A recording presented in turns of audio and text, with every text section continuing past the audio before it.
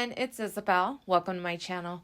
Today we are scrapping day 13 of 30 Days of Sketches with Christy's Beautiful Life. And the sketch that we are working with is created by Creative Scrappers.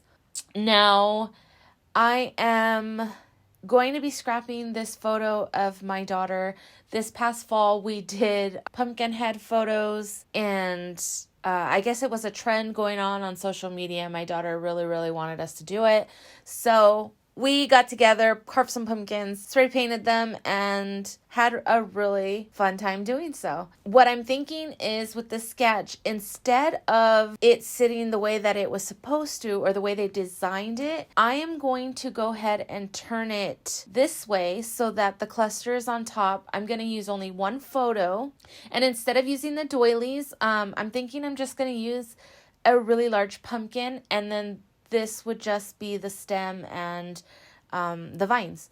So let me figure out how we're going to do this. I think I'm going to use the black as the base and then pretty much work my way in the design. Now this layout is going to be a pretty simple layout. I'm not going to lift anything. I am going to add the prompt for this day was sequence, and that was given by Adam over at Dottie About Flair on the Facebook group.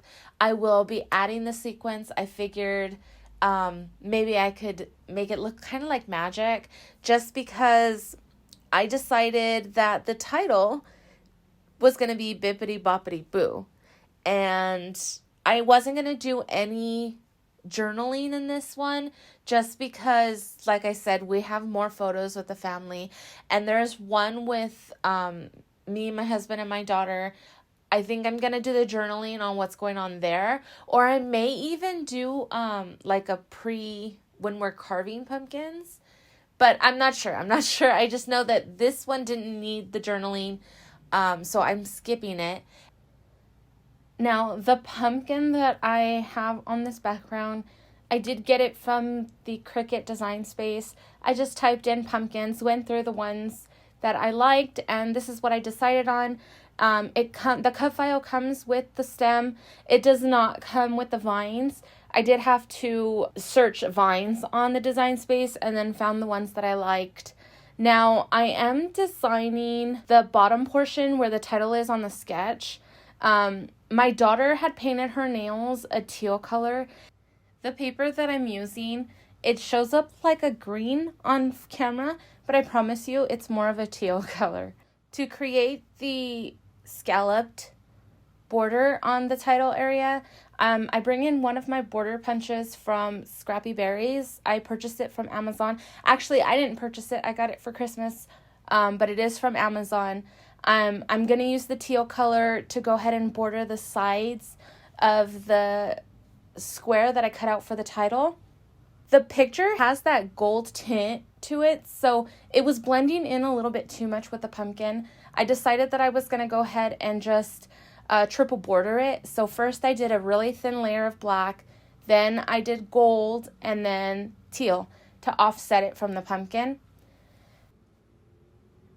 Now, once I get it all adhered together, the cluster ends with black and the background is black. So it was blending in a little bit too much.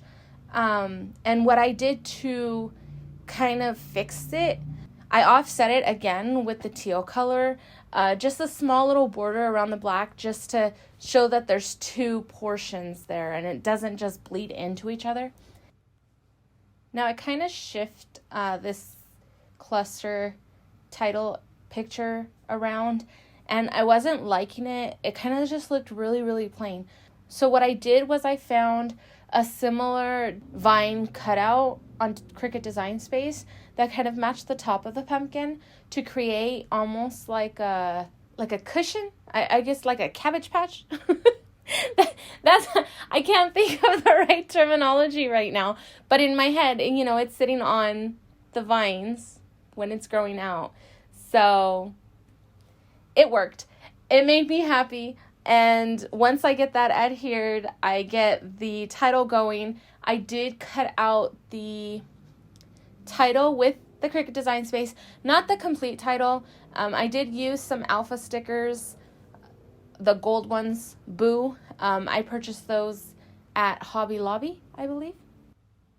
The brand for them is the Paper Studio. And then for the Bibbidi Bobbidi portion of the title, the Cricut Design Space, I used the ITC Studio Script Com Regular font. And then I just sized it to what I needed, which I think was like 1.5 inches between both words. Now, I adhered to the Bibbidi right here, but before I do the Bobbidi, I wanted to put down the Boo just so that I knew where the Bobbidi was going to sit, because I wasn't sure if it needed to be a little bit higher or a little bit lower, depending on how much space I had. So I did the top word and the bottom word first, and then I go back in and adhere the center one. That's just kind of how I do my titles, because when I do it in order, sometimes I find that I don't have enough room for the last word, and then I end up having either to redo it or start pulling the stickers off if I use the alpha stickers, and it just becomes a big mess and a headache. So this is how I avoid all that.